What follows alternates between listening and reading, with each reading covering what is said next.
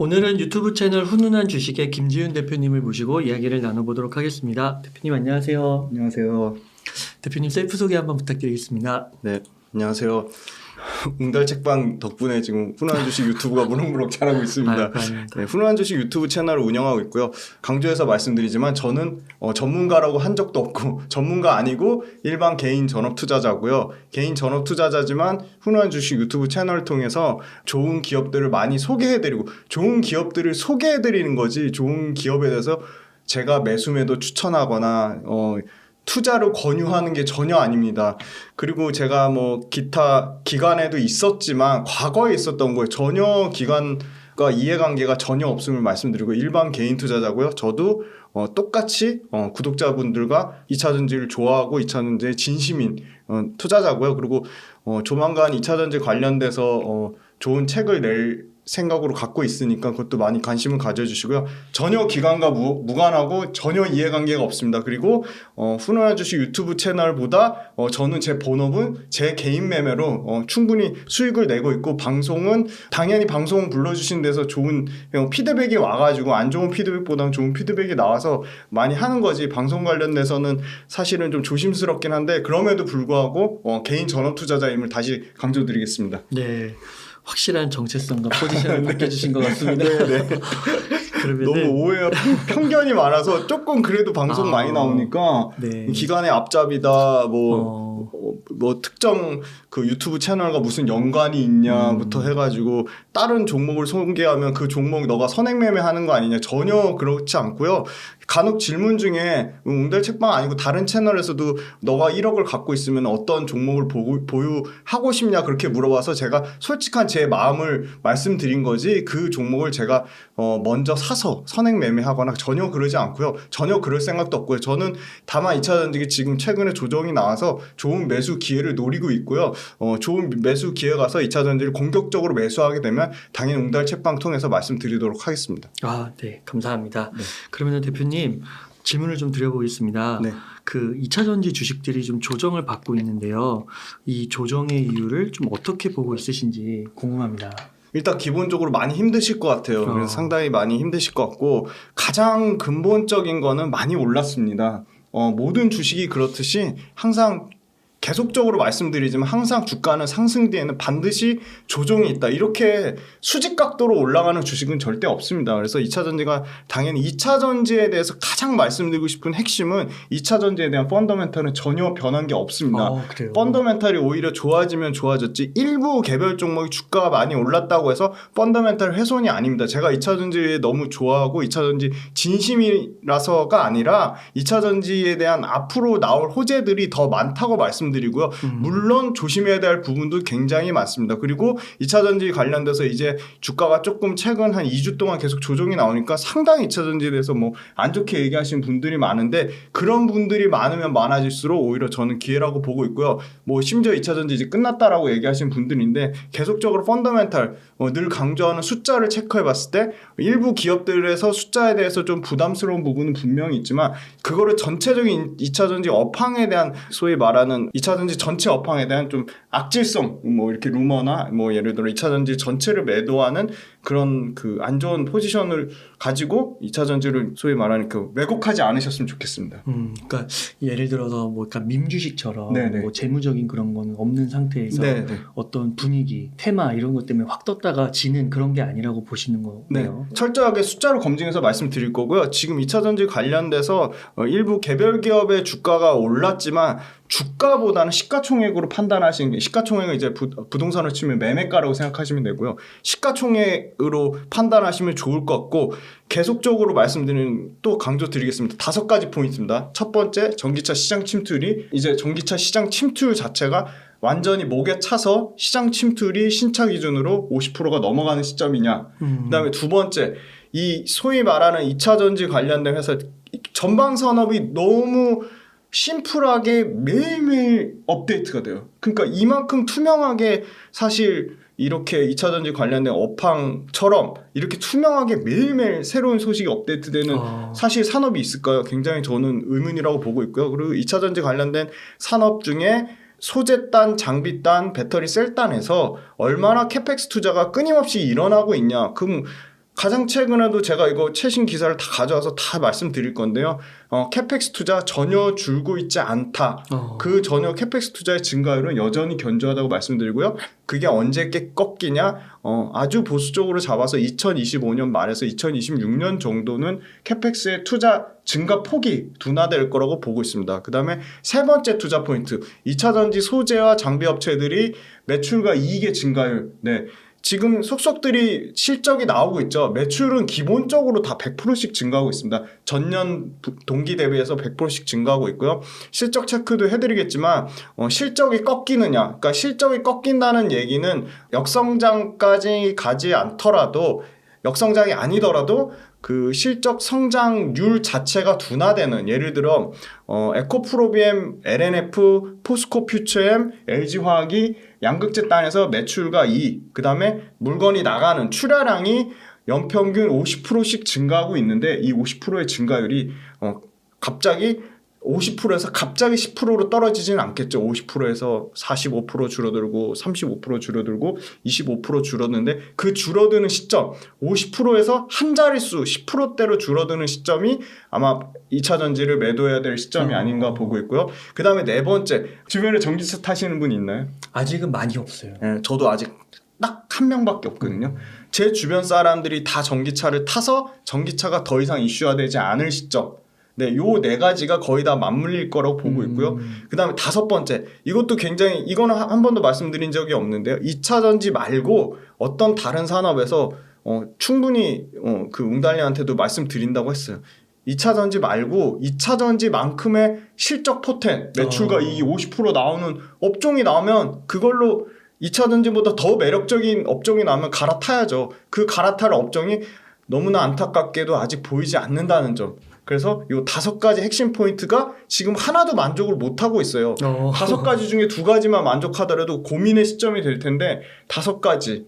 자, 다시 한번 말씀드릴게요. 전기차 시장 침투율, 그 다음에 캐펙스 증가율, 세 번째 매출액과 이익의 성장률 둔화, 캐펙스도 두 번째 캐펙스도 캐펙스의 증가율의 둔화, 세 번째 매출액과 이익 성장률의 둔화, 네 번째 전기차가 더 이상 이슈화되지 않을 때, 다섯 번째 전기차보다 더 매력적으로 실적 성장이 나오는 산업이 나올 때인데 다섯 가지 중에 하나도 만족하지 않았다는 점에서 지금 시장에서는 엄청나게 지금 2주일 동안 2차 전지가 빠지니까 공포감 조성하고 2차 전지 나쁘다, 뭐 제 개인 유튜브 채널에 와서도 뭐 악담을 쏟아내고 뭐 구독 취소하는 거 그거 그냥 구독 취소하시면 되는데 굳이 저한테 밝혀서 굉장히 기분 나쁘게 하시더라고요. 예의 없고 막 매너 없으신 분들도 많은데 그러지 않으셨으면 좋겠고요. 그렇게 하면 할수록 2차 전지 가지고 계신 분들만의 잔치가 될 수 있습니다. 그래서 저는 오히려 지금 20% 정도 고점 대비 제가 오늘자 기준 딱 어제 기준으로 오늘 더 빠졌죠. 조금 더 빠졌어요. 일부 종목들이. 어제자 기준으로 평균 내보니까 고점 대비 25% 정도 빠졌어요. 대주전자재로 욕하시는 분들 엄청 많은데 그것도 말씀드릴게요. 대주전자재로 포함해서 약 25에서 한 28% 정도 빠졌는데 그 정도 주가 조정 안 나오는 기업이 어디 있습니까? 사실 지금 2차 전지 개별 기업단에서 아까 말씀드렸지만 46개 평균 상승률이 어제 종가 기준으로 57%예요. 그러니까 57%에서 28% 정도 빠졌으면 당연히 그 정도는 건강한 전 조정이라고 보고 있습니다. 고점 대비 한 25에서 28%. 네, 25에서 28% 빠졌고요. 물론 더 빠진 것도 있습니다. 그건 평균치입니다. 와, 그렇구나. 와, 그 김지훈 대표님 제가 옆에서 매번 인터뷰할 때 느끼는 거지만은 이 수치와 네. 뭔가 이렇게 근거를 체계적으로 나열하시는 거는 맞습니다. 원탑이신 것 같아요. 감사합니다. 너무 쏙쏙 이해가 잘 되고 기준을 명확하게 제시해 주셔가지고 숫자의 진심입니다, 저는. 이거를 앞으로 가져가야 될지 말아야 될지가 너무 분명하게 의사결정을 하는데 도움이 많이 되는 것 같습니다. 감사합니다. 그러면 보통 이렇게 좋은 기업이고 네. 그 2차 전지 섹터 내에서도 되게 대장급에 속하는 기업들인 거예요. 네네. 얘네들이 한 30%, 뭐 한 25% 조정을 받았다고 하면 네.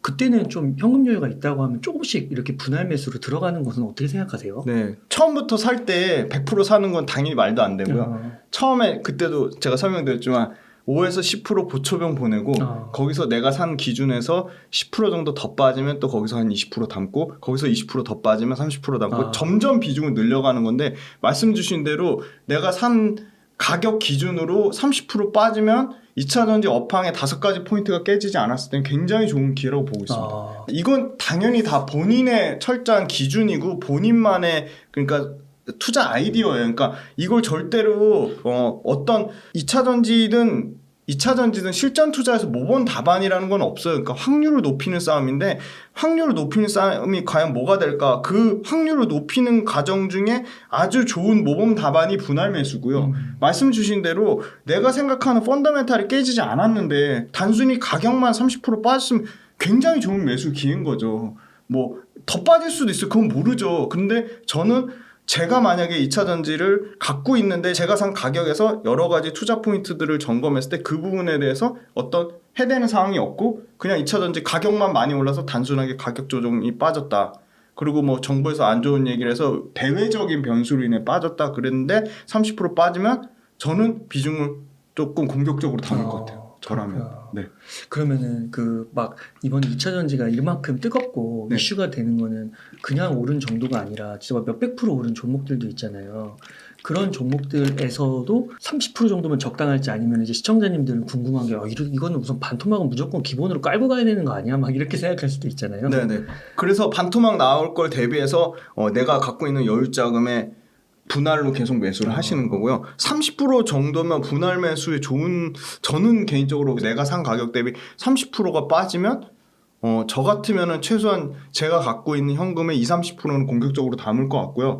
나머지 30%는 말씀하신 대로 50% 이상 더 빠질 때 대비해서 사는데 50% 이상 더 빠진다. 이거는 또 정답이 아닙니다. 이거 참고로만 하세요. 참고로. 그러니까 과거에 2011년도에 차화정이 그랬고요. 그 다음에 과거 사례를 말씀드린 거예요. 그 다음에 2015, 16, 17 그때 휴대폰 부품주, 그러니까 뭐 삼성 밸류체인, 삼성 그 갤럭시 밸류체인, 애플의 밸류체인들이 매출이 100%씩 증가하다가 50%로 꺾여요, 30% 꺾여요, 20% 꺾여요.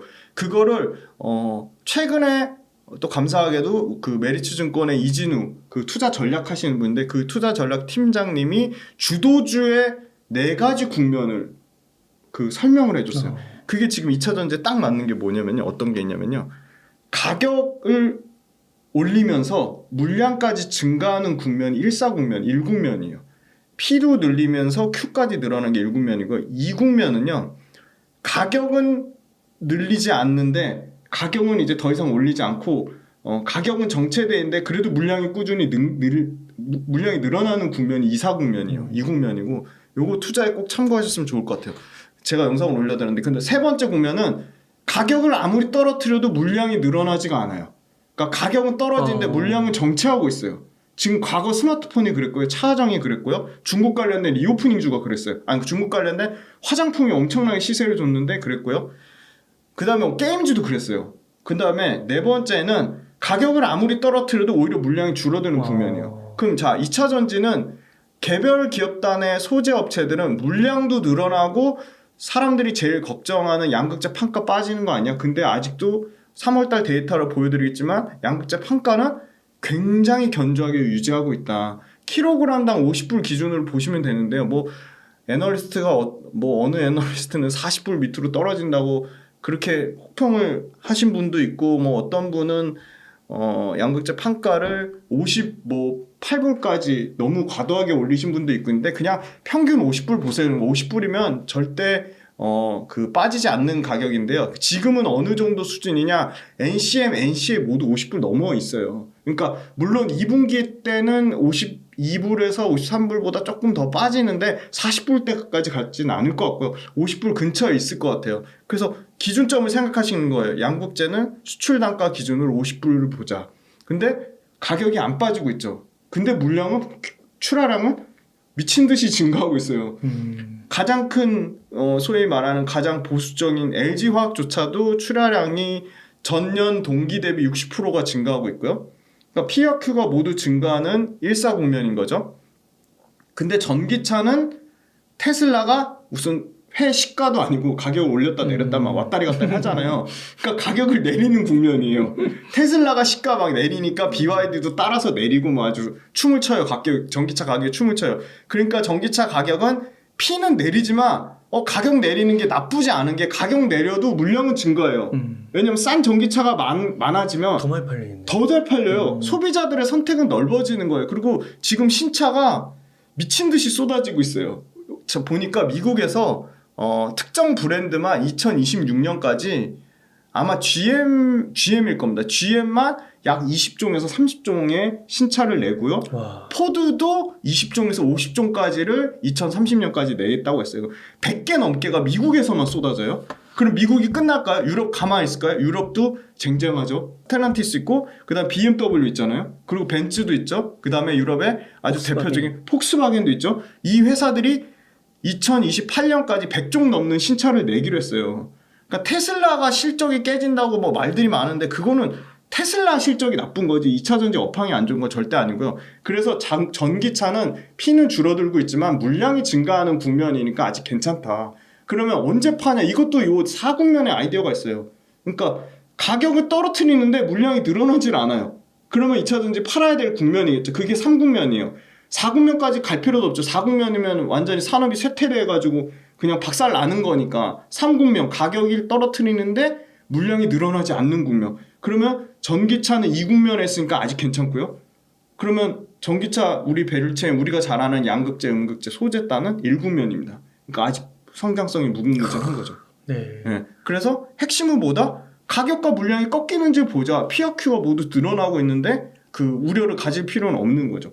펀더멘탈 자체는 P와 Q가 모두 증가하는 국면이고 성장의 초입에서 중간 단계로 넘어가고 있지만 여전히 성장의 단계는 분명하다. 그게 숫자로 말해주고 있고요.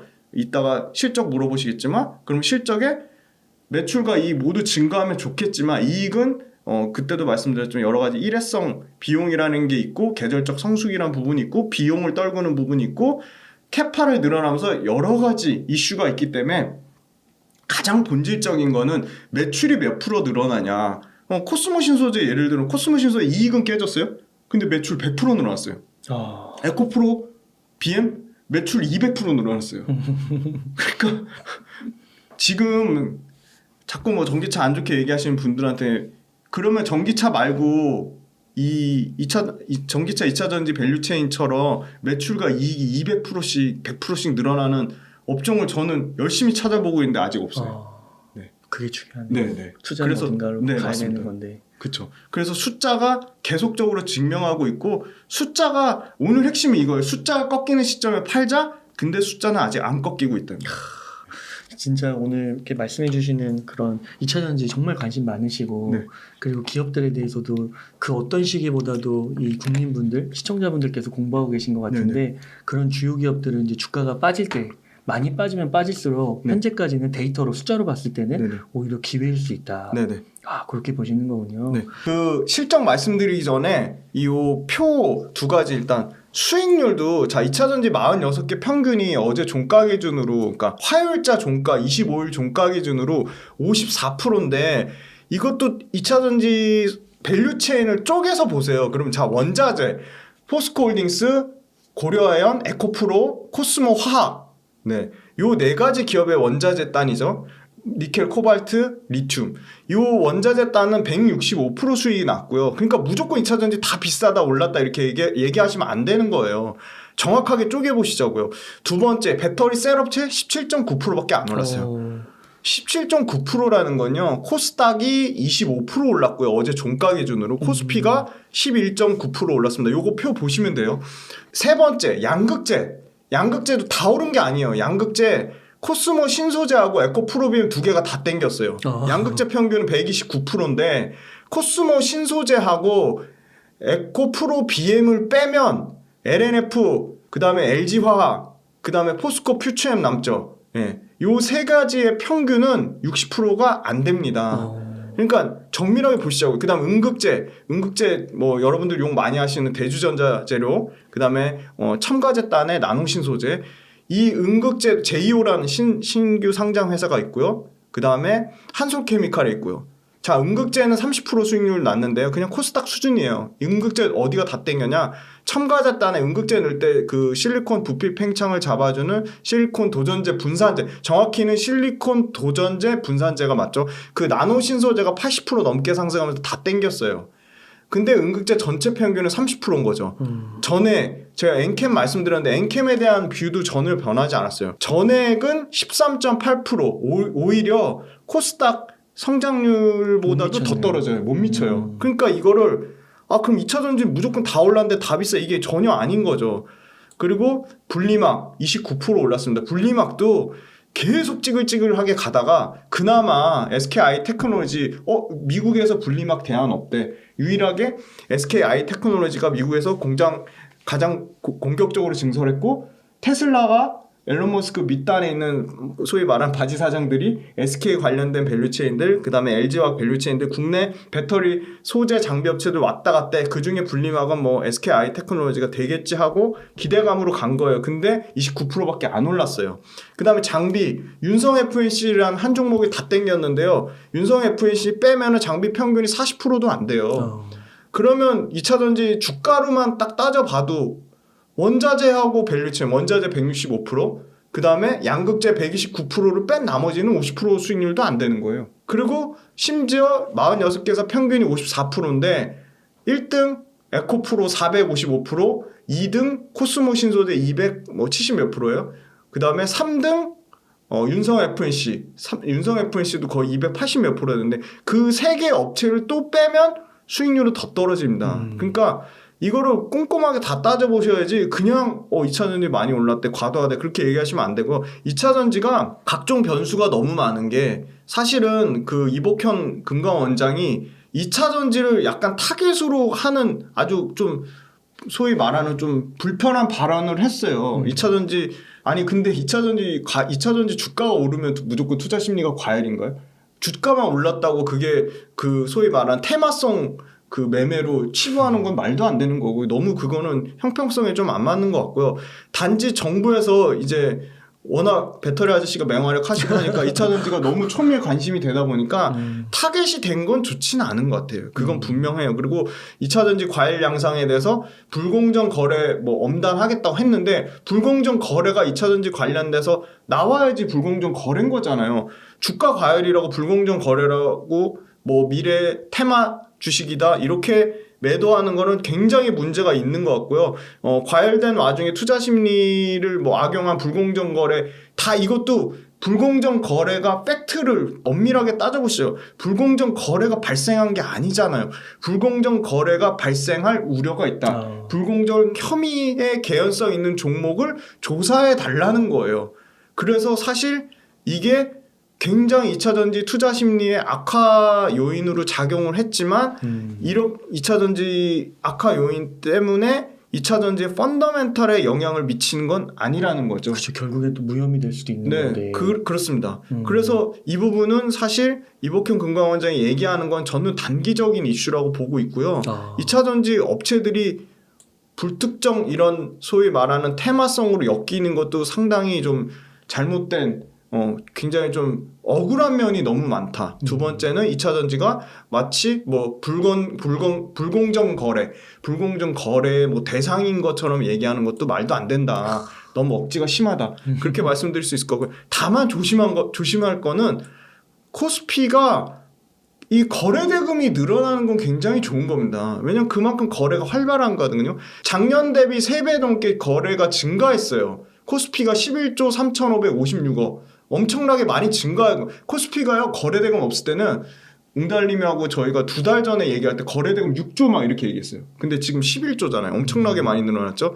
코스닥 10조 4,049억인데 이것도 전년 대비해서 3배 늘어난 정도 수준이에요. 그러니까 거래대금이 늘어난 게 나쁜 건 아닌데. 그러니까 이게 하루 거래대금 말씀하시는 거죠? 네, 하루 거래대금 맞습니다. 이게 특정 섹터에 몰렸다는 게 조금, 특정 섹터라고 하면 당연히 2차전지겠죠. 특정 섹터에 몰렸다는 게 조금 부담되는 부분이고요. 두 번째는 이 소위 말한 신용거래 B2, 이게 문제가 되는데, 이게 지금 올해만 2조 7천억 넘게 증가했어요. 그러니까 개인 순매수의 44%가 신용거래라는 거죠. 그러니까 이게 연쇄적으로 신용거래에 못 갚아가지고 반대매매 나와서 굉장히 큰 폭의 주가 하락을, 지금 반대매매가 나온 게 아니고 반대매매 나올 가능성이 있다는 거예요. 왜냐하면 순매수의 44%라는 건 엄청나게 많은 개인 투자자들이 B2를 하고 있다. 그러면 그 B2 종목 중에 2차전지가 그것도 따져봐야죠. 얼마나 포함되어 있냐. 2차 전지가 많이 포함이 되어 있을 거라는 추측이에요. 근데 실제 2차 전지 관련된 B2가 많진 않아요. 일부 특정 종목에 해당되는 거고요. 그래요? 네, 전반적인 2차 종목에 다 B2가 들어간 건 아닙니다. 오히려 거기 들어가 있나? 그 어제 거기 그 8개 종목에 일부 특정 그게 많이 들어가 있고요. 그것도 8개 종목 그 프랑스계 SG 증권에 그것도 투자 심리를 급격하게 악화된 것 같아요. 같이 도매급으로 매도된 게 있는 것 같아요. 그래서 결론은 뭐냐? 펀더멘탈보다는 굉장히 투자 심리 악화 측면에 영향을 미친 것 같아요. 야, 투자자들에겐 기회겠네요. 네, 오히려 기회라고 저는 보고 있습니다. 와, 네. 그렇구나. 네. 와, 그 김준일 대표님 옆에서 제가 감탄하면서 듣고 있습니다. 와, 제가 이렇게 사건이 터지고 또 2000년대 하락하고 이랬을 때 이게 옆에서 분석들 많이 해주시고 또 인터뷰도 네네. 하는데 네. 와, 이렇게까지 또 그거를 파헤쳐가지고요. 네네. 근본적인 원인을 네네. 이렇게 뭐 분쇄시킨다고 해야 되나요? 커피 알 남듯이 맞습니다. 가루로 만들어버리듯이 진짜 대단하신 것 같습니다. 그러면 이제 실적을 한번 네, 볼까요? 실적 좋습니다. 일단 LG 엔솔 실적 엄청나게 잘 나왔습니다. 5개 분기 연속으로 매출 성장세를 보이고 있고요. 분기 당연히 최대 매출 기록했고요. 분기 매출 전년 대비 101% 증가한 8조 7,471억. 그럼 단순 계산해도 8.7조 계산하면 소위 말해서 매출이 4년치로 곱하기 4만 해도 74, 28, 84, 32, 35조 매출이 나오는 거죠. 엄청난 매출인 거죠. 그 다음에 영업이 147%, 145% 증가 6,332억을 기록했고요. 저는 이익률을 봤는데 이익률이 배터리셀 업체가 이익률이 나쁘고 삼성 SDI만 이익률이 좋다고 막 얘기하는데 LG 엔솔 이번에 분기 이익률 7.2% 나왔어요. 굉장히 잘 나온 거죠. 왜냐면 LG 엔솔이 분기 이익률이 5%대에서 7.2% 나왔다는 거는 굉장히 이익률 좋다고 보고 있고요. 그 이유는 역시 북미에서 굉장히 수요가 좋았다. 북미에서 특히 GM 공장이 안정적으로 가동되면서 가동률이 제가 LG 엔솔 다니는 그 현직 엔지니어 통해서 확인해 보면 LG 엔솔 그 북미 공장 포함해서 전체적으로 가동률이 다 올라갔다고 해요. 평균 가동률 85% 넘을 정도로 사실 뭐 SK온이나 뭐 삼성 SDI하고는 비교가 안 될 정도로 거기는 한 뭐 60~70%대인가요? 사실 SK온이 가동률이 너무 많이 떨어져서 열심히 잡고 있는 걸로 알고 있고요. 삼성 SDI는 SK온보다는 좋은데 LG 엔솔만큼은 아닌 걸로 알고 있습니다. 삼성 SDI 또 관련자들 만나서 다음 달에 또 한번 팩트 체크 한번 해드릴게요. 네, 그래서 아무튼 LG 엔솔이 가동률 측면에서 뭐 제일 좋다라고 말씀드릴 수 있을 것 같고요. 그 다음 두 번째는 LG 엔솔의 소위 말한 드디어 본격적으로 IRA AMPC라고 하죠. 생산세액공제. 네, 생산세액공제가 1,003억이 반영이 됐습니다. 이거 보수적으로 반영이 돼서 영업이 벌써 이게 반영된 거예요? 이게 지금 거의 조 단위로 지금 아주 1분기에 처음으로 이제 1,003억이 반영된 거고 이게 아마 분기당 이제 못해도 3,000억에서 5,000억 정도 반영되면 2026년 기준으로는 1조 넘는 그러니까 세액공제 현금 받는 것만 1조 넘는 걸 예상을 하더라고요. 그래서 2030년까지는 최대 4조까지 보는 걸로 알고 있어요. 생산세액공제 금액만. 그래서 이게 반영되면 당연히 영업이익률은 들어오죠. 왜냐면 이거는 별도로 투자되는 것도 아니고 비용이 들어가는 것도 아니고 그냥 순수하게 현금이 들어오는 거니까 공장 지은 것만으로도 연간으로 5천억에서 1조 정도 현금이 들어온다는 건 엄청난 LG 엔솔 입장에서는 그냥 뭐 논한 거죠. 일종의 그런 거고. 그 다음에 자 실적 관련돼서 요거 볼게요. 네, LG 엔솔 관련돼서 그 GM 공장 관련돼 가지고 지금 그 생산 캐파가 1, 2, 3 공장이 140기가와트입니다. 요거 숫자 기억해 두시면 좋을 것 같아요. GM이 140, 그 다음에 혼다가 40, 그 다음에 단독 공장이 26, 그 다음에 애리조나가 43 하면 250기가와트죠. 네, SK온의 전체 캐파가 290인데 LG 엔솔 미국 공장만 250이에요. 그것도 2025년 안에. 그러니까 지금 2023년 기준인 것 같아요. 지금 이 약 140에 40에 26에 43 넣으면 250이 넘죠. 이게 미국 공장만 250기가와트시고요. 생산세액 공제 받는 게 1기가와트 시당 38불로 알고 있거든요. 그러면 38 곱하기 250 하는 거예요? 250 하면 될 것 같아요. 와, 큰 금액이네. 네, 그래서 굉장히 큰 금액. 그래서 조 단위로 들어올 수밖에 없는 거고요. 그 다음에 이제 LG 엔솔 같은 경우는 요게 핵심이죠. 최근에 애리조나에 7조 2천억 투자했는데 이게 뭐냐? 원통령이에요. 원통령 지금 원통령이 전기차용 말고 ESS 에너지 저장 장치용으로도 들어가는 거 그것도 그냥이 아니고 그렇게 중국에서 잘한다는 LFP 배터리 관련돼서 애리조나에서 원통령 ESS랑 전기차용으로 7조 2천억 투자한 게 언제 완공되냐? 2025년 정도면 완공되지 않을까? 그러면 이게 북미에서 단일 글로벌 배터리 공장으로는 43.3기가와트시로 북미 독자 생산 공장, 그러니까 조인트 벤처 아니고 그냥 LG 엔솔 단독으로 하는 거 중에는 최대 북미 생산 최대 규모다. 그럼 이게 매출단에서 얼마 반영될 거냐? 43기가와트면은 이게 매출로 치면 약 35조에서 한 42조까지. 네네. 그렇게 대충 계산하시면 될 것 같으니까 40조 가까운 매출이 애리조나에서만 매출 나올 거라고 보고 있고요. 그 다음에 이제 포스코 홀딩스가 1분기에 그 흰남노 비용을 상당히 많이 떨구고도 올해 드디어 이제 1분기에 영업이익 흑자 전환을 했습니다. 7천원 흑자 전환했다는 게 상당히 고무적이라고 보고 있고요. 매출은 생각보다 감소폭이 적어서 8% 정도 감소했고요. 19조 4천억입니다. 근데 여기서 이제 포스코 홀딩스의 그 가장 핵심이죠. 포스코 퓨처엠의 실적이 금요일날 나옵니다. 그래서 그거까지 확인해서 말씀드리면 좋을 텐데 그거는 제가 5월달 출연할 때 포스코 퓨처엠 실적 안 나온 게 나노신소재, 그 다음에 대주전자재료, 그 다음에 포스코 홀딩스 이게 잠정 실적이에요. 그러니까 완전한 실적. 그 포스코 홀딩스 그리고 실적 안 나온 것 중에 LG화학 그거는 따로 말씀을 드릴게요. 네. 그렇게 해서 포스코홀딩스가 결국은 영업이익 흑자 전환했다는 거고요. 영업이익 흑자 전환의 가장 큰 거는 철강 쪽에서 계속 말씀드리지만 가격이 올라가고 있고요. 중국을 기대하지 않더라도 공급이 줄어들어서 철강 쪽 매출이 지금 잘 나오고 있다. 그러니까 회복세에 나오고 있다는 거고요. 사실 컨센을 상회하는 수준이 나왔어요. 실적은 사실 매출단에서 매출이 더 중요한데 당연히 왜냐하면 영업이익은 원래 적자가 나올 거라고 예상을 했던 거고요. 매출이 얼마나 줄어들 거냐인데 그러니까 컨센에서 예상한 거는 매출이 거의 20% 깎일 거라 보고 있었는데 8% 깎였으니까 굉장히 선방한 거죠. 그러니까 매출 줄어드는 폭도 중요한 것 같습니다. 그래서 포스코홀딩스는 생각보다 컨센이 잘 나온 거고요. LG 엔솔도 매출과 이익이 모두 잘 나온 거니까 컨센을 상회했습니다. 그런 거고요. 그 다음에 이제 코스모 신소재인데요. 코스모 신소재는 매출을 110% 증가한 1,905억을 기록했고요. 영업이익이 역시 조금 비용단에서 이게 양극재 업체들은 1분기가 계절적 비수기입니다. 그럼에도 불구하고 매출이 이렇게 100%씩 늘어난다는 거고요. 영업이익은 22% 감소했지만 64억 7,900만 원을 기록을 했습니다. 근데 코스모 신소재도 출하량이 50%씩 증가하고 있다는 게 포인트고요. 코스모 신소재도 잠정 실적이기 때문에 이것도 5월 달에 전체적인 디테일한 부분을 설명을 드리겠습니다. 그 다음에 에코프로비엠 실적이 나왔는데요. 에코프로비엠 매출 204% 늘어났고요. 근데 영업이익이 161% 증가했어요. 근데 영업이 컨센서스부터 나쁘게 나왔다고 얘기는 하는데 사실 에코프로비엠 계절적 비수기임에도 불구하고 유럽하고 북미에서 프리미엄 차량이 잘 팔려서 하이니켈 양극재가 상당히 견조하게 나오고 있습니다.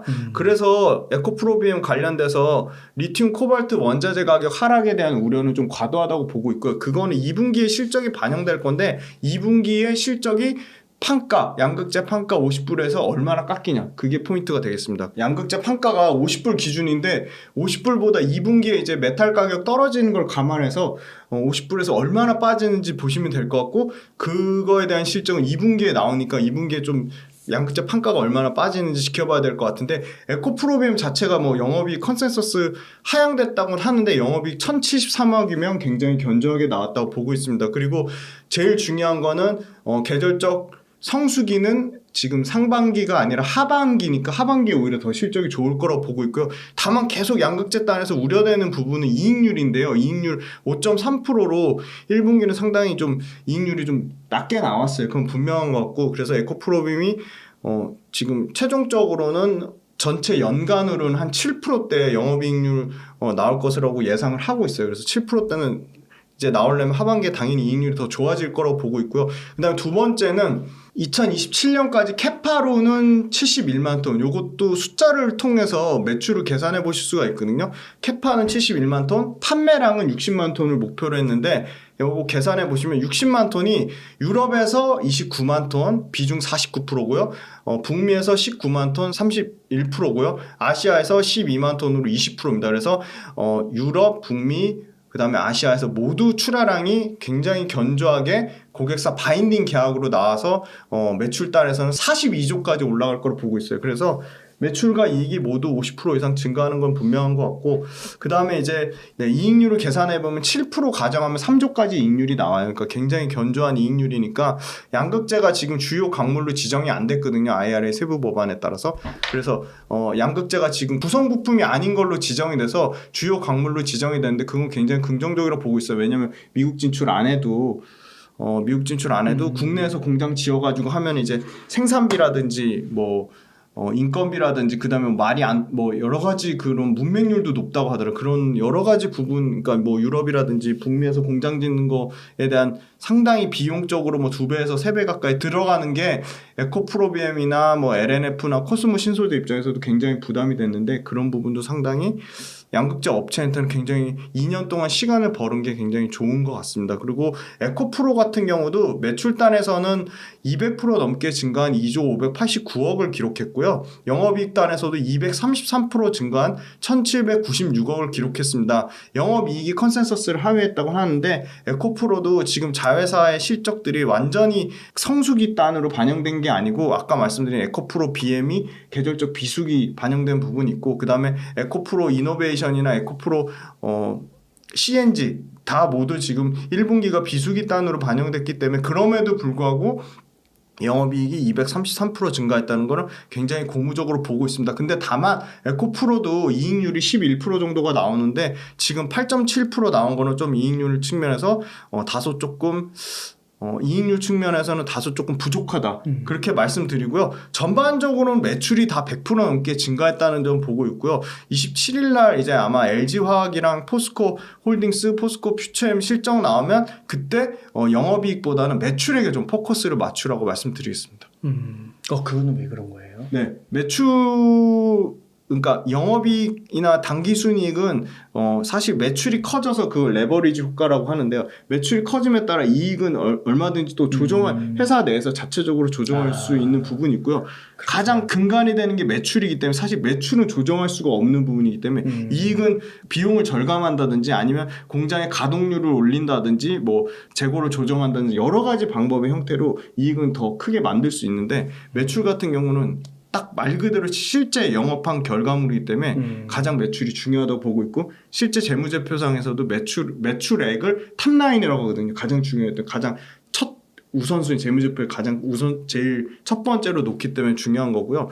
매출이 커지면 이익은 상당히 따라서 상대적으로 올릴 가능성이 매우 높다고 보고 있습니다. 근데 매출은 늘어나지 않는데 이익만 증가하는 거는 사실 재무제표를 조작은 아니지만 재무제표나 회사가 자체적으로 재무를 어떤 형태로 변형시켜서 이익을 좋게 만들 수는 있다. 그렇게 보고 있습니다. 그래서 매출이 더 중요하다. 그러니까 이게 성장하는 기업들은 그만큼 투자를 막 하니까 영업이익보다는 매출이 좀 더 중요할 수 있을 것 같다는 생각이 드네요.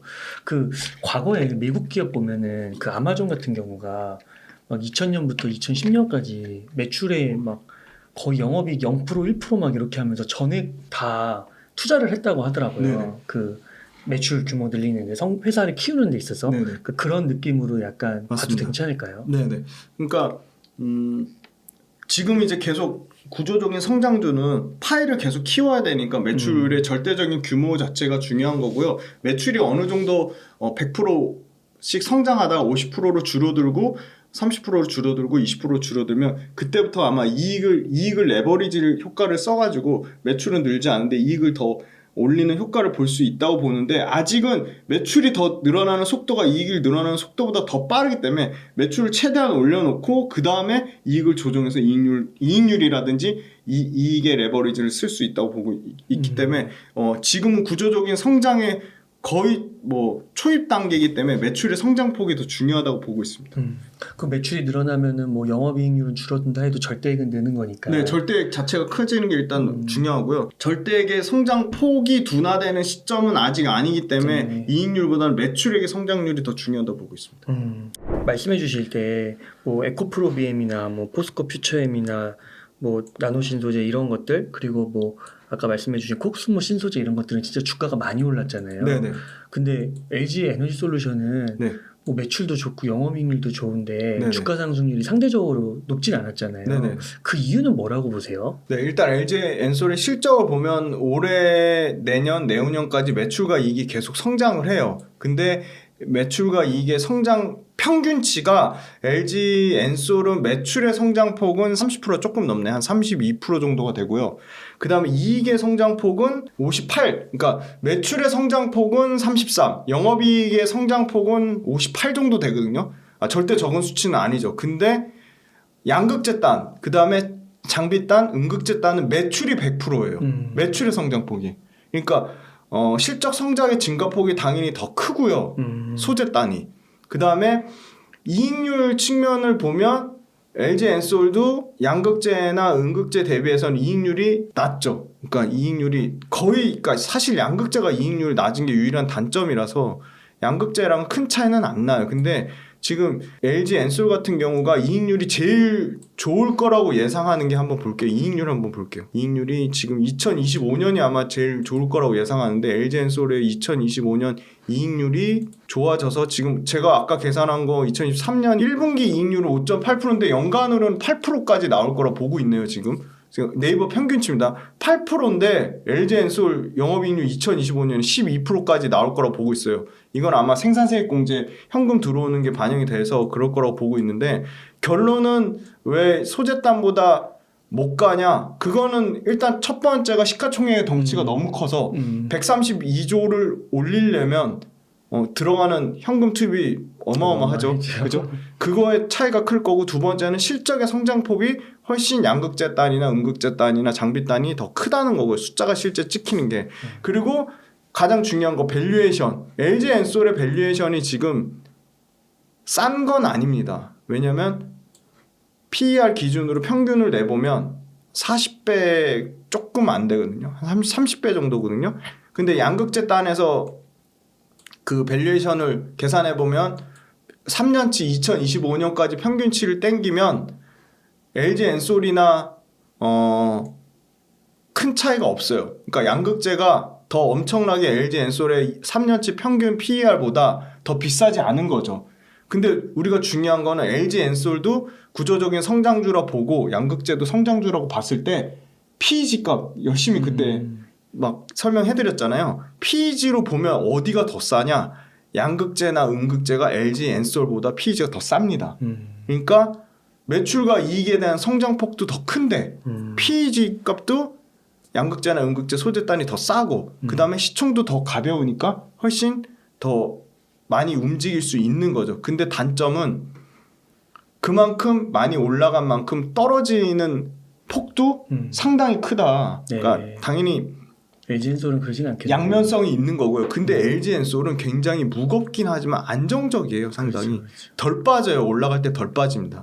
그래서 LG 엔솔 같은 경우는 공모가가 지금 30만 원일 거예요. 아마. 그죠? 30만 5천 원인가 그런데 공모가 대비 지금 거의 2배 가까이 오른 거니까 많이 오른 편이에요. 많이 오른 편인데 중요한 거는 앞으로의 매출과 이익의 실적 성장성이 좋기 때문에 양극재 업체만 갈 수는 없어요. 당연히 양극재 업체 가려면 더 가려면 LG 엔솔이 가야 된다고 그렇죠. 보고 있고요. 그리고 길게 봤을 때는 그 빈말이 아니라 진짜 LG 엔솔이 어떻게 보면 지금 2025년까지 매출이 올해 아까 대충 계산해도 38조 가까이 나오잖아요. 그럼 2025년에 62조 매출 나오잖아요. 그럼 62조 매출에 영업이익 거의 8조 가까이 나온다 치면 매출단에서는 삼성보다 안 되죠. 삼성전자보다. 근데 이익단에서는 이 7조 5천억 만약에 요 네이버 같은 경우는 평균치예요. 영업이익 많이 잡으면 2025년에 진짜 그 생산세액 공제 다 풀로 다 현금으로 반영된다고 하면 10조 넘는다 치면 삼성전자 시총 못 간다는 보장이 없죠. 그래서 계속 삼성전자 제끼고 이제 LG 엔솔 시총 1위 간다는 얘기가 전혀 불가능한 얘기는 아니라고 보고 있고 성장성이 삼성전자 성장성이랑 LG 엔솔의 성장성을 봤을 때는 모르겠어요. 삼성전자가 비메모리에서 얼마나 잘하느냐에 따라 달릴 것 같아요. 삼성전자가 비메모리에서 진짜 잘하면 삼성전자도 연간 성장률 30% 이상 나올 거라 보고 있고요. LG 엔솔은 지금의 성장률로 봤을 때는 50% 성장률 나오니까 LG 엔솔은 무겁긴 하지만 2차전지 업계가 완전 소위 말하는 추세가 완전히 꺾여가지고 2차전지를 다 떠나지 않는 한 LG 엔솔이 안 가면 그 밑단의 양극재 업체만 따로 별도로 가긴 좀 어려울 거라 보고 있어서 LG 엔솔도 계속 저는 갈 거라고 보고요. 그리고 LG 엔솔 같은 경우는 수급을 보시면요. 이게 외국인 보유 지분율이거든요. 5%밖에 안 돼요. 네. 그러니까 5%라는 얘기를 반대로 얘기하면 외국인한테 별로 인기가 없다 생각할 수도 있지만 외국인이 그만큼 많이 LG 엔솔에 대해서 아직 그 2차전지 관련돼서 최근에 그래도 수급이 외국인 수급이 조금 이거 좀 들어오고 있잖아요. 빨간 거 보이시죠? 기관 열심히 팔아제끼는데 외국인 사고 있잖아요. 그러니까 외국인 조금 들어오는 거고 삼성전자는 외국인 수급이 이 소위 말하는 외국인 보유 비중이 여기서 더 들어갈 수가 없어요. 51.68%예요. 너무 이미 목에 찼어요 지금. 네. 네.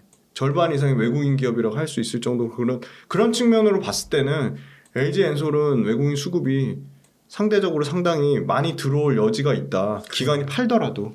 그래서 무겁긴 하지만 LG 엔솔은 2차전지 업종의 대장이고 그리고 가장 좀 어떻게 보면 2차전지 내에서 좀 안정적으로 투자할 만한 종목이고 분명히 시가총액 충분히 1위의 자리를 노릴 수도 있을 것 같아요 지금. 그래서 무겁다고 이거를 뭐 버리고 뭐 좀 가볍게 움직이는 그 양극재나 뭐 음극재로 갈아탈게 그건 전혀 아닌 것 같고요. 포트폴리오 배분 차원에서는 2차전지 가져갈 거면 무조건 기본적으로 LG 엔솔은 10에서 15%는 무겁더라도 가져가는 게 좀 맞다고 보고 있습니다. 네. 그래서 이렇게 실적 분석을 해주셨는데 그 며칠간 2차전지 대장주들이 조금 조정을 맞으면서 네. 에코프로나 에코프로비엠이나 포스코 퓨처엠이나 네. 뭐 코스모 신소재나 많이 빠졌잖아요. 네네. 근데 그런 것들을 그러면 좀 여윳돈이 있다면은 네. 좀 더 사모아가는 관점은 어떻게 생각하세요? 네, 그래서 실적이 다 나와서 이거 실적을 보고 비교해드리면 참 좋을 텐데 저는 일단 밸류에이션 측면에서는 사실 다 부담되는 건 맞아요. LNF도 최근에 주가가 그렇게 많이 욕하셨지만 LNF도 주가가 견조하게 많이 올라오다가 지금 다 빠지긴 했거든요. 근데 이제 보시면 가장 보니까 그 밸류에이션 측면으로 볼게요. 요 표 한번 띄워서 설명해 드릴게요. 자, 밸류에이션 일단 양극재 업체부터 먼저 말씀드리면 LG화학이 최근에 주가 좀 빠져서 내년 기준으로 15배까지 빠지고요. 그 다음에 코스모 신소재도 뭐 120배가 올해 넘는데 내년에 40배까지 빠지고요. EV EBITDA 기준입니다. 에코프로비엠도 내년에 25배까지 빠져요. 그리고 이 전체 평균 내보면 올해는 59배지만 내년에 PER 기준으로는 37배까지 빠지고 EV EBITDA 기준으로는 21배까지 빠져요. 그 말은 무슨 말이냐? 주가가 올라가는 폭보다 실적이 성장하는 폭이 더 크기 때문에 EV EBITDA 값도 떨어지고 이익의 성장폭이 주가 성장폭보다 더 크다고 보기 때문에 PER이나 EV EBITDA 값이 떨어지는 거고요. EV EBITDA든 PER 기준으로도 평균치도 안 되는 게 LG화학이에요. 그래서 계속 LG화학을 좋게 볼 수밖에 없고요. LG화학이 가장 양극재 단에서는 저는 70만 원이 넘었지만 여전히 매력적으로 보고 있고 두 번째는 조금 비싼 거 중에 가장 조금 주가가 에코프로비엠 주춤한 사이에 요새 가장 세게 움직이는 게 뭔지 아세요? 포스코 퓨처엠입니다. 엄청 진짜 세고 잘 움직이고 오늘도 호재 엄청난 거 나왔던데 네. 30조인가? 네, 맞습니다. 포스코 퓨처엠이 LG 엔솔, 삼성 SDI, SK온까지 가장 좀 안정적인 고객사. 코스모 신소재도 마찬가지예요. 코스모 신소재도 SK온 콜테스트 중인 걸로 알고 있는데 코스모 신소재, 포스코 퓨처엠이 다 모두 3사를 고객사로 갖고 있다는 아주 큰 장점이 있고요. 에코프로비엠도 이제 LG 엔솔 고객사로 가져갈 확률이 매우 높아요. 그럼 에코프로비엠도 3사를 가져갈 것 같고 LNF는 삼성 SDI 아직 납품을 못하고 있죠. 그 다음에 LG화학은 LG 엔솔만 납품하고 있어요. 그래서 유일하게 밸류에이션 저평가가 또 이유가 있는 것 같아요. 근데 LG화학도 LG 엔솔 말고 뭐 테슬라에 직납한다든지 여러 가지 완성차에 직납하는 형태로 가능성이 있다고 보고 있고요. 그래서 저는 비싼 거 중에는 포스코 퓨처엠. 왜냐? 포스코 퓨처엠은 음극재도 캐파를 엄청나게 늘리고 있고요. 음극재 엄청나게 투자를 하고 있습니다. 그래서 국내 유일 양극재, 음극재 동시 생산하는 포스코 퓨처엠이 저는 개인적으로 코스모 신소재나 이건 제 개인 생각이에요. 에코프로 BM이나 코스모 신소재처럼 양극재만 하는 업체보다는 음극재까지 같이 하는 회사인 포스코 퓨처엠에 당연히 밸류를 더 주는 게 맞다고 보고 있고요. 매출과 이익의 성장률을 볼게요. 어디가 더 높나? 포스코 퓨처엠하고 에코프로 BM만 딱 비교해 볼게요. 그럼 두 가지만. 네, 이 네이버 컨센이 에코프로 BM에 대해서 또 뭐 너무 보수적으로 잡은 거 아니냐? 그냥 둘 다 똑같이 네이버 컨센이니까 그냥 똑같이 비교해 볼게요. 지금 매출이 중요하다고 말씀드렸잖아요. 에코프로 BM 매출 3년치 평균 볼게요. 47.3%가 나옵니다. 3년치 평균. 그 다음 포스코 퓨처엠 3년치 평균 볼게요. 이거 한번 네이버 들어가셔서 양극재 5대 천왕 한번 직접 계산을 해보세요. 네이버에 종목 치신 다음에 자 종목 분석 들어가셔가지고요. 종목 분석 들어가셔서 네. 증가율은 계산하실 줄 아시죠? 네. 포스코 퓨처엠의 3년치 올해 기준으로 평균을 한번 볼게요. 네, 3년치 평균도 포스코 퓨처엠이 더 높아요. 55%. 3년 평균이 55%예요. 네. 네. 그다음에 제가 굉장히 또 중요한 얘기 하나 해드릴게요. 지난번에 한번 살짝 언급해드렸는데 이 조 단위까지는 아니더라도 몇 천억 단위로 투자하려면 뭐가 중요하죠? 투자하려면 남한테 빌려서 하지 않고 내 돈 갖고 해야지 안전하잖아요. 그러면 현금이 있어야죠. 맞습니다. 엄청 중요하거든요. 자, 포스코 퓨처엠 한번 볼까요? 순차입금 비율은 남한테 빌린 돈이 얼마나 당연히 적을수록 좋겠죠. 부채 비율 당연히 적을수록 좋겠죠. 현금 및 현금성 자산이라 함은 1년 안에 현금화할 수 있는 돈이에요. 당연히 현금 및 현금성 자산이 꾸준히 늘어날수록 좋겠죠. 영업활동 현금 흐름이 실제 영업으로 이익을 내서 벌어들인 돈이에요. 그게 당연히 늘어날수록 좋겠죠. 자, 포스코 퓨처엠 제가 친절하게 표를 가져왔습니다. 2023년 영업활동 현금흐름이 2,400억에서 2025년 1조까지 늘어납니다. 영업활동 현금 흐름이. 안정적으로 영업활동 현금 흐름이 발생하고 있죠. 부채 비율 3년 평균이 116이 나옵니다. 100% 미만이 제일 안전한데요. 116 나쁘지 않습니다. 좀 보수적으로 잡아서 왜냐? 구조적인 성장주잖아요. 그래서 150%까지 잡을게요. 굉장히 포스코 퓨처엠은 재무구조 굉장히 탄탄합니다. 부채 비율 116% 정도 나오고 평균치예요. 근데 그거조차도 2025년에 104%까지 떨어져요. 차입금 50%, 65%, 58%. 3년치 평균 내면요. 차입금이 몇 프로 나왔냐면요. 차입금 3년치 평균 볼게요. 네, 57% 나와요. 굉장히 안정적이에요. 현금이 현금성 자산 근데 급격하게 줄어들어요. 왜냐? 양극재에도 엄청나게 투자하고 음극재에도 엄청나게 투자하기 때문에 올해 현금이 현금성 자산이 5천억대에서 2025년에 150억으로 줄어들어요. 요거는 조금 다소 주의를 해야 될 것 같아요. 근데 영업활동 현금 흐름이 늘어나고 있고 부채 비율, 순차입금 비율 모두 안정적이에요. 에코프로비엠도 재무구조 좋아요. 좋은데 포스코 퓨처엠이 훨씬 전 좋다고 봅니다. 왜냐? 자, 에코프로비엠 재무구조 한번 볼게요. 일단 부채 비율이 올해 159%가 넘어가요. 그리고 3년치 평균 부채 비율도 포스코 퓨처엠보다 훨씬 높아요. 147%예요. 그러니까 엄청나게 높은 건 아닌데 부채 비율이 다소 포스코 퓨처엠보단 높다. 그 다음에 순차입금 비율, 네, 순차입금 비율은 포스코 퓨처엠보다 안정적이에요. 38%. 네, 부채 비율은 높은데 순차입금 비율은 다소 낮은 편이고 돈을 잘 버네요. 네, 돈을 잘 버는 거죠. 에코프로비엠도 영업활동 현금 흐름이 5,700억에서 1조 5천억까지 증가합니다. 만만치 않은 것 같아요. 제가 정정해야 될 것 같아요. 에코프로비엠 주주님들 죄송합니다. 에코프로비엠 재무구조 아주 탄탄합니다. 네, 현금이 현금성 자산 볼게요. 9천억대에서 1조 5,540억, 2조 4,350억까지 늘어납니다. 굉장히 좋네요. 에코프로비엠도. 하나만 더 볼게요. 워낙 중요하니까. LG화학 볼게요. LG화학이 더 압도적입니다. LG화학 자 영업 세 개 중에 포스코 퓨처엠, LG화학, 에코프로비엠 중에 셋 다 좋은데 LG화학이 압도적으로 좋은 게 영업활동 현금 흐름이 6조에서 7조 7천억, 10조까지 늘어나요. 그 다음에 부채 비율이 3년치 평균 내보면 97%예요. 100% 미만이죠. 그죠? 에코프로비엠보다 포스코 퓨처엠보다 부채 비율이 월등히 좋죠. 100% 미만이에요. 그 다음에 여기 보시면 순차입금 비율도 3년치 평균이 54%예요. 요거는 포스코 퓨처엠하고 비슷한 정도 수준이에요. 그 다음 현금 및 현금성 자산 6조 7천억에서 4조 1천억, 2조 3천억으로 줄어들어요.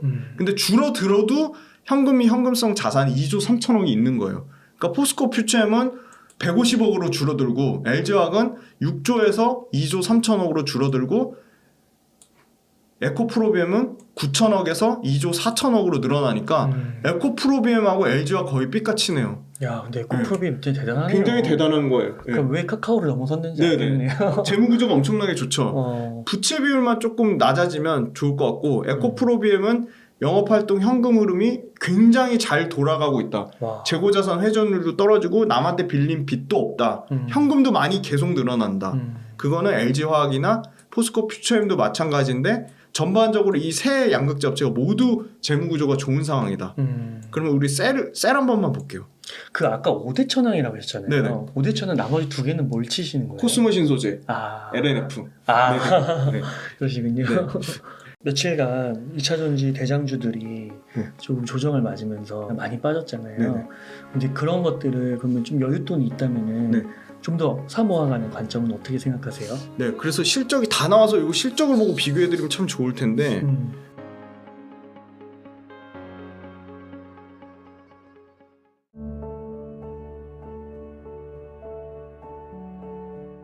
그 아까 5대 천왕이라고 하셨잖아요. 네네. 5대 천왕 나머지 두 개는 뭘 치시는 거예요? 코스모 신소재, 아, LNF. 아, 네. 그러시군요. 네.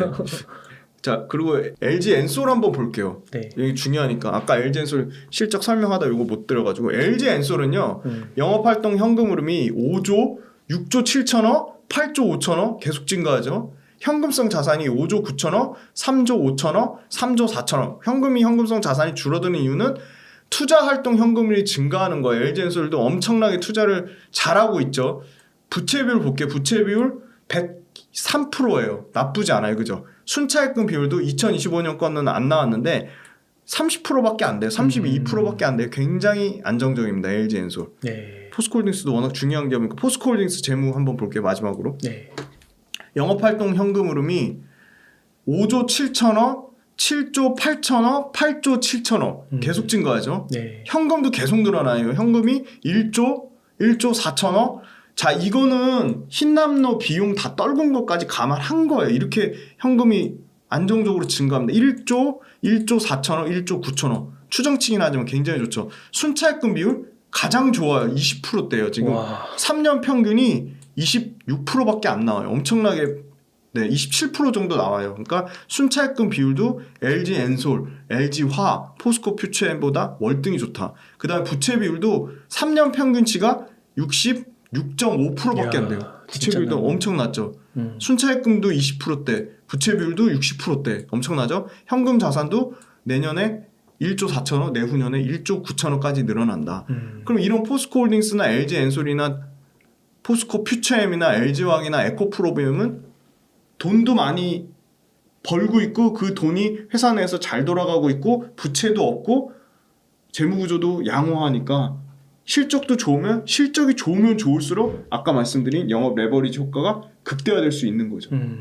회사 내 돈이 워낙 잘 돌고 있으니까. 그러네요. 그래서 아까 얘기하고 싶었던 게 뭐냐. 이 업종 내에서도 양극재 업종 내에서도 어디가 제일 재무구조가 좋을까?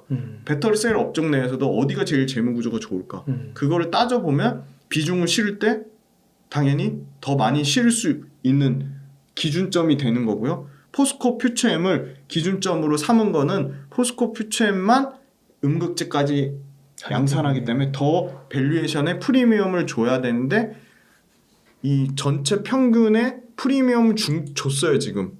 근데 프리미엄을 준 거에 비하면 아까 프리미엄을 주긴 줬는데 그 프리미엄 준 게 과도하냐 과도하지 않냐인데 저는 지금의 주가가 최근에 조정받은 것까지 감안하면 여기서 더 프리미엄을 주는 게 맞다고 보고 있습니다. 흑연의 그러니까 음극재의 가치를 더 반영하면 그래서 포스코 퓨처엠이 비싼 거 중에서는 가장 매력 있는 것 같습니다. 그리고 밸류에이션 저평가된 거 중에는 LG화학이 가장 매력적이라고 보고 있고요. 배터리 셀 업체 중에서는 비싸지만 그래도 1등인 LG 엔솔이 가장 매력적이라고 보고 있어서 LG화학의 비중을 25%, 그 다음에 포스코 퓨처엠은 지금 비싸니까 15%, 그 다음에 나머지 그 배터리 셀 업체인 LG 엔솔을 20%. 그럼 몇 프로죠? 25, 15, 20이니까 60이죠. 나머지 40 중에 20은 현금. 그리고 나머지 20은 그렇게 비난하시지만 그래도 저는 꿋꿋이 대주전자재료 10, 나노신소재 10 이렇게 나눠서 분할로 담겠습니다. 포스코 퓨처엠 대신 뭐 에코프로비엠 담아도 될 것 같은. 그래도 될 것 같습니다. 근데 포스코 퓨처엠이 더 에코프로비엠보다 음극재 때문에 더 프리미엄을 줘야 될 것 같고요. 그리고 에코프로비엠이 굉장히 재무구조 안전하지만 아까 말씀드린 실적의 성장폭이 저는 포스코 퓨처엠이 더 클 거라고 보고 있습니다. 그렇군요. 네. 에코프로비엠이 지금 LG 엔솔에 만약에 납품을 하게 되면 또 얘기는 달라질 것 같아요. 거죠. 그때 굉장히 강력한 에코프로비엠이 근데 지금 에코프로비엠의 밸류에이션이 싸진 않은 것 같아요. 그것까지 한번 마지막으로 다 따져보죠. 포스코 퓨처엠 고점 대비 몇 프로 빠진지랑 에코프로비엠 고점 대비 몇 프로 빠졌는지 한번 볼게요. 포스코 퓨처엠은요 고점 대비 21.3% 빠졌고요. 에코프로비엠은 23.1%예요. 1.8% 차이니까 도찐 개찐인데 에코프로비엠이 더 빠지면 30% 이상 더 빠지면 에코프로비엠이 더 매력적일 것 같고요. 지금의 요 정도 30%? 네. 30%더 빠지나요? 네. 그러니까 지금 가격에서 30% 아니고 고점 대비 30%. 한 10%더 빠지면. 네. 한 10%만 7, 8%만 더 빠지면 에코프로비엠 저는 굉장히 매력적인 것 같고요. 가격으로 보면 22만 한 6천 원에서 23만 원 정도 보면은 굉장히 매력적인 것 같고 포스코 퓨처엠도 이거 사라는 얘기 아닙니다.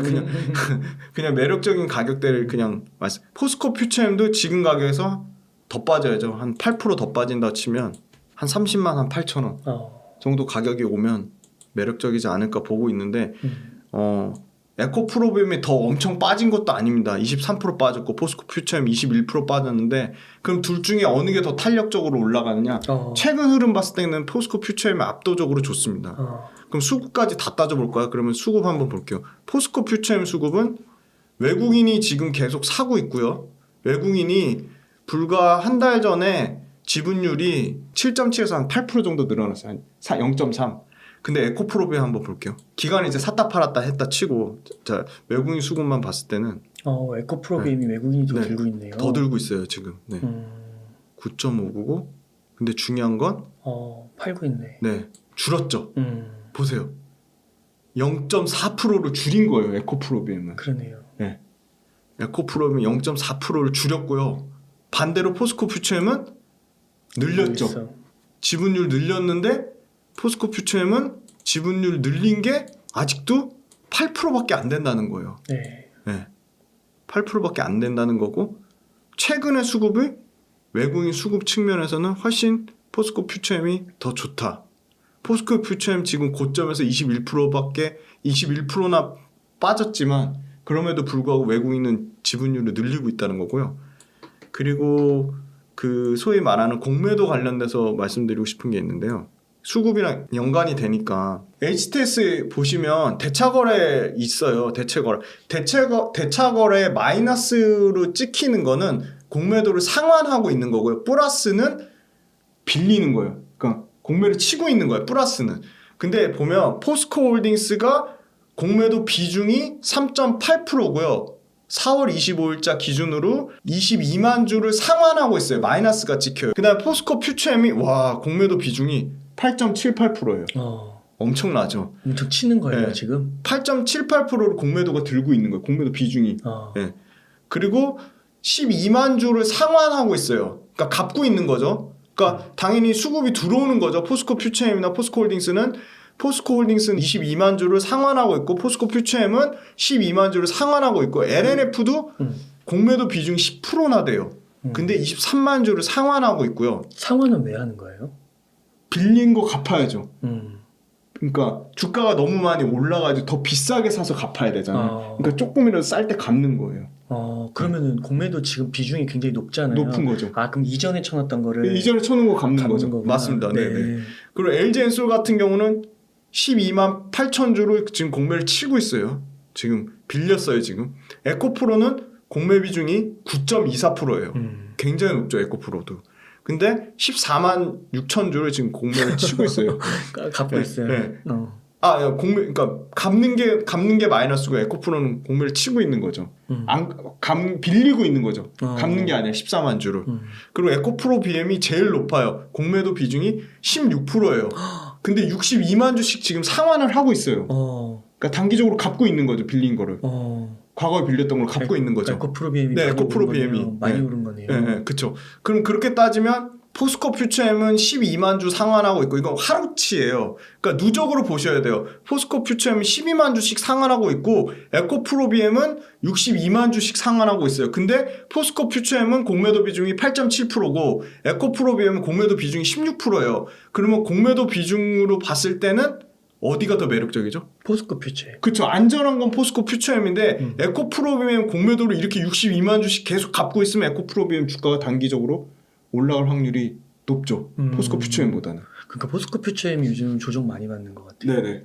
그 지금 4%도 안 된 게 지금 공매 비중이 8.8%까지 올랐으니까 엄청나게 많이 올라온 거고 에코프로 BM은 꾸준히 지금 10% 이상 공매도 비중을 유지한 거고 포스코 퓨처엠은 단기간에 공매 비중이 올라갔으니까 그런 거고요. 그래서 결론은 뭐다? 에코프로 BM 공매도 상환한 숏 스퀴즈 물량이 계속 들어올 거예요. 근데 포스코 퓨처엠은 단기적으로 공매도 물량이 늘어나서 좀 굉장히 조금 수급에 안 좋았는데 그래도 지금 갖고 있다. 10만 주 넘게씩 계속 갖고 있다. 그래서 이거 HTS 화면 번호 알려드릴 테니까 계속 체크를 해보시면 좋을 것 같고요. 그래서 종합적으로 수급으로 봤을 때는 에코프로 BM보다 포스코 퓨처엠이 수급도 더 좋은 상황이다. 네. 실적의 성장폭도 에코프로 BM보다 포스코 퓨처엠이 조금 더 좋은 상황이다. 그리고 아까 재무구조는 당연히 포스코 퓨처엠이 좋을 줄 알았는데 에코프로 BM 재무구조 상당히 좋다. 재무구조에는 동점. 기술력은 그래도 조금 에코프로 BM이 줄 수 있지 않나요? 에코프로 BM 기술력 줄 수 있습니다. 기술력 당연히 에코프로 BM 좋습니다. 야, 그럼 진짜 완전 비등비등하네요. 비등비등이 용어 상박이네. 용어 상박입니다. 둘 다 너무 강합니다, 진짜. 그래서 이게 또 혹시 팬이 갈릴 수 있으니까 그냥 둘 다 뭐 잘 모르겠다면 그냥 5대5로 그거 나쁘지 않은 전략 같습니다. 네. 그렇게 하는 것도 네. 괜찮을 것 같고요.